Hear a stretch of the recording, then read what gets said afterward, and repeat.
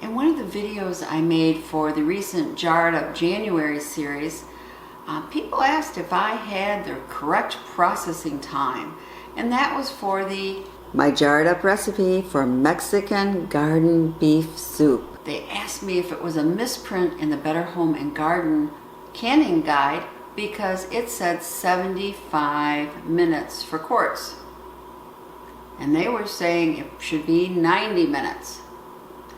So I decided to do a little research into it, and this is what I found. You know what? Pressure canning times can be confusing, and it's based on a number of things which I'll go into later. But let's go first to the National Center for Home Food Preservation. They're the one stop if you have any questions about canning.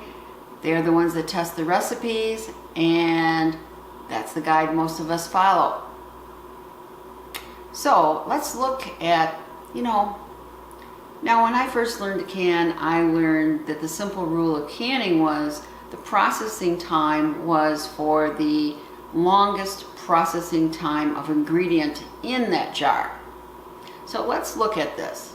We have beef, we have squash, and we have beans. Let's see what the processing time is for each one, recommended by the center. Okay, so the center states that the processing time for beef is 90 minutes for quarts, 75 minutes for pints at 1,000 feet, and that's the elevation I'm using because that's the elevation I'm at.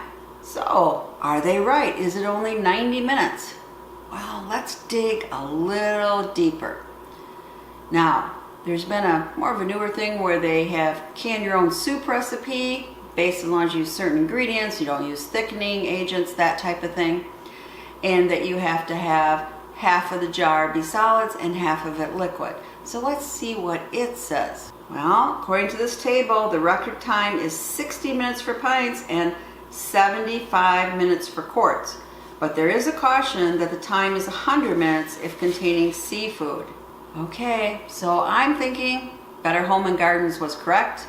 It is only 75 minutes for quarts.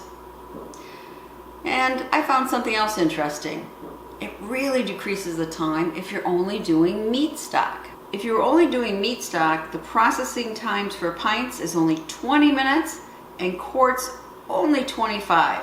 It even states that you can remove any amount of meat tidbits still clinging to the bones and add them back to the broth. Wow, only 20 minutes, huh? So what makes all the differences in the processing time? Well, this is what I found out. You have to look at the texture and density of the food. It doesn't recommend ever doing like pureed pumpkin or mashed potatoes canning because that is a very thick density and they're not sure what that processing time would really be, or if there is even an acceptable processing time. So you look at texture and density. You also look at the size of what's going in the jar. The size of the meat chunks, for instance. That can make a difference. You also look at the volume of liquid compared to solids. That makes a difference. Now you might say, is that really true about the cold packing and the hot packing? Because I've seen sometimes it's the exact same minutes of processing time. And that is true. One of the reasons though is because the center rounds up to the nearest 5 minutes. So let's say it only takes 11 minutes to hot pack something and it takes 15 minutes to cold pack something. They're both going to have 15 minutes processing time.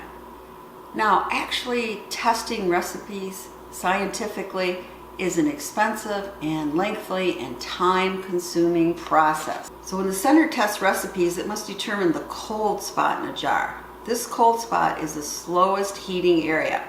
All the things I previously mentioned determine the position of that cold spot. And first, that cold spot is determined by using thermocouples in various locations in the jar to monitor heating time. And they collect a lot of data, and then they determine the particular heating time needed for different canners. And because it is expensive, there aren't a lot of recipes tested. We all wish there was even more out there. But this gives you an idea why there can be different times. That being said though, still be cautious if you see a time which doesn't seem right to you. You know, people can misprint things online, in a canning book, or in a video, misspeak. So always try to determine, you know, like in this case, if you don't agree with that 75 minutes, just process those quartz for 90 minutes. I'm sure it'll be fine. That is up to you. But I wanted to give you some of the rationale why processing times are different in our pressure canners especially. I hope you found this video informative, kind of explaining why there are differences in processing times, especially for our pressure canners. And it is a science, it shouldn't be a guessing game. I hope you've checked out some of the recipes from Jarred Up January. I know I'm busy making some. I made Mongolian beef from Paul's Rule of Thumb last week. Yesterday I canned my mandarin oranges, and today I'm going to can pineapple. So if you are interested in going through all 31 videos, I have a playlist right up here, and I really encourage you to check it out if you're a canner, because there's a lot of great recipes. And I'm going to be making some in the subsequent weeks to actually put on my pantry. Well, happy canning, and as always, thank you so much for supporting the channel. Please subscribe, share the knowledge.